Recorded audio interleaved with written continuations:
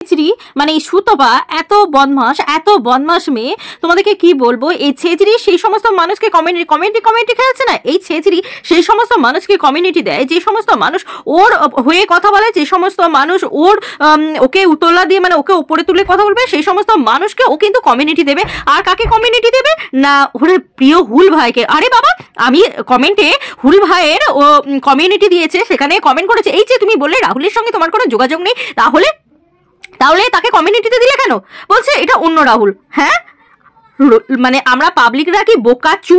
হ্যাঁ, বোকাচু আমরা কিছুই বুঝি না নাকি? আমরা কিছু বুঝি না? রাহুল কোনটা আর হুল কোনটা কোনোটাই আমরা বুঝি না। কাকে দিচ্ছ, কার সাথে যোগাযোগ রাখছো, আমরা কিছুই বুঝি না, সবটা নাকি তুমি বোঝো।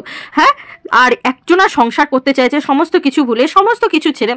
হ্যাঁ, মন্দিরার ভুল যেগুলো আছে সেগুলো আমি তোমাদেরকে বলি। মন্দিরার ভুল হচ্ছে, মন্দিরা কিন্তু মানে কেন সুতপাকেই কেন সুতপাকেই সমস্ত কথা ওকে বলতে হলো? কেন অন্য কেউ কেন নয়? কেন ওর মাকে বলতে পারতো, তার শাশুড়ি মাকে বলতে পারতো, ওর বোনকে বলতে পারতো, মানে ননদকে বলতে পারতো, কিন্তু কেন সুতপাই কেন? এটা ওর ভুল। এই জায়গায় কিন্তু আমি কমেন্ট করেছি, মানে আমি এই নিয়ে কিন্তু ভিডিও করেছি যে তুমি ইচ্ছাকৃতভাবে তোমার ভুলগুলো, তুমি একটা কন্ট্রোভার্সি ক্রিয়েটার, এমন একটা কন্ট্রোভার্সি ক্রিয়েটার যে কিনা যার ভেতরে কোনো মায়া মমতা বোধ নেই, সেই কোনো সম্পর্ক বোঝে না, তাকে গিয়ে জানিয়েছো।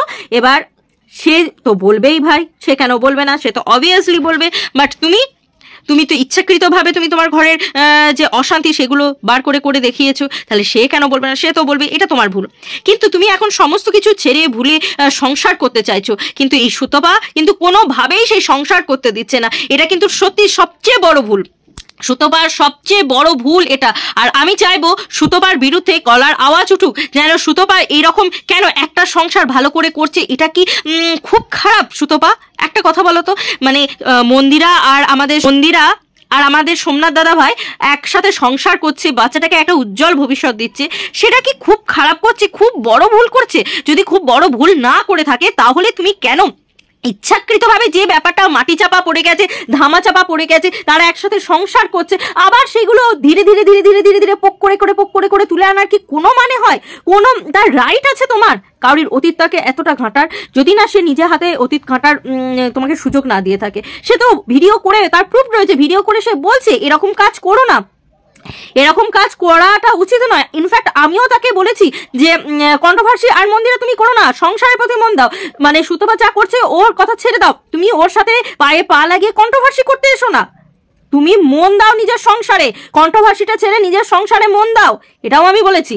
কে কি বলছে ওরা ওরকম সব কন্ট্রোভার্সি ক্রিয়েটারটা খারাপ নয়, কিন্তু এখানে কন্ট্রোভার্সি ক্রিয়েটারদের মধ্যেও পার্থক্য রয়েছে। ও মানবিকতা বোঝে না, ও নিজের সংসার করে না ভালো করে, অন্য কেউ সংসার ভালো করে করতে দেওয়া মানে করবে সেটাও করতে দেয় না।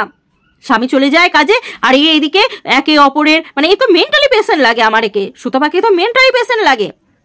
কারোর ভালোটা দেখতে পারে না, কারোর সুখটা দেখতে পারে না। কেন ভাই? সে তোমার বাড়া ভাতে ছাই ঢেলেছে, তার জন্য তো তার অতীত ঘেটে, তার কেচ্ছা খেটে তো তুমি প্রচুর টাকার রেভিনিউ জেনারেট করেছো। এখন কেন ভাই? এখন কেন?